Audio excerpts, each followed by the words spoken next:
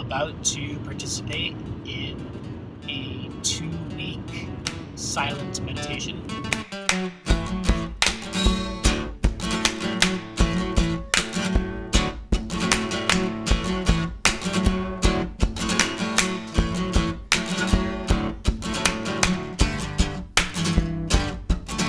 So why am I doing it? I'm doing it because I found out about it and it sounded interesting, because it's affordable, aka it's potentially free. It depends on how much you make and how much you think it's worth. You pay at the end, and people kind of pay it forward to the next person. Why else am I doing it? Kind of resetting my mind, I guess. Kind of taking stock of where I am in life and what I want out of life, and how can I make my life be more of what I want it to be. Another reason is it's 2016 now. 2015 was a really strange and difficult year. Work, illness, amazing adventure, love, stress. There was a fair share of sadness. It was just a lot. 2015 was a lot. It was probably one of the more stressful and difficult years I've lived through for myself. So I wanted 2016 to be different, and I thought a way that could happen would be through a reevaluation and again a reset of my life and my perspective on things. I'm a big believer that as Obi-Wan Kenobi once said, you'll find that many of the truths we cling to depend greatly on our own points of view. I just love that quote. It's very Nietzschean, very that there is no truth really out there, it's only people's perspectives on it.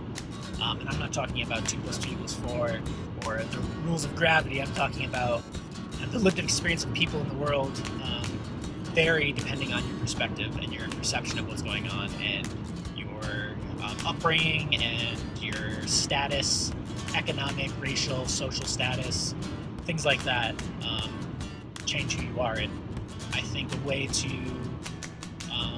better your life simply is to reflect on those things. So that's why I'm doing it, and because I can. I guess another reason I can is because something I'll talk about more is I quit my job. I sort of got fired. It was a mutual situation where I wanted to leave and they wanted me to leave too. I have the flexibility in my life. I'm very privileged to have that, to be able to take 2 weeks to go sit and think. That is not something a lot of people have, and I think it's important to acknowledge that, and something I'd love to get into at another time. At the very least, that's why I'm documenting this right now, is to self-reflect through documentation, which is an idea I really dig. So I'm going to get back to driving, and I'll see you later.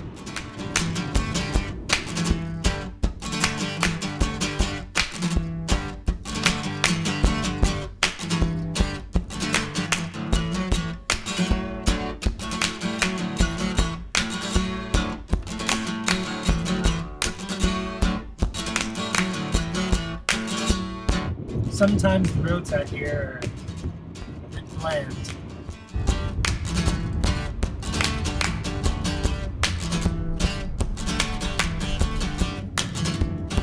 Continue on Colorado 71 south for 27 miles. Hey, so I'm in Colorado now. I've been driving on some pretty small back roads. I've never taken these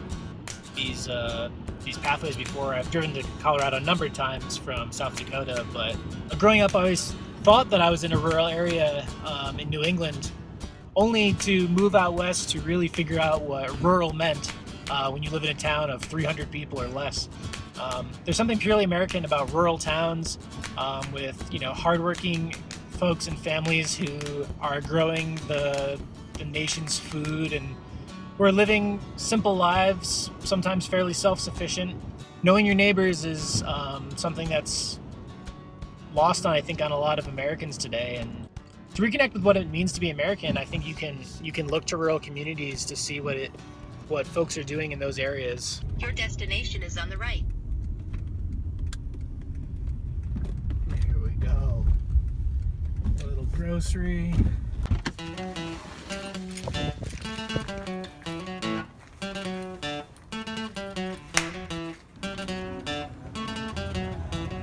Produce. Let's see what we got here. Extra fancy. That sounds good. Okay, got some simple food. Gotta find some gas and back on the road.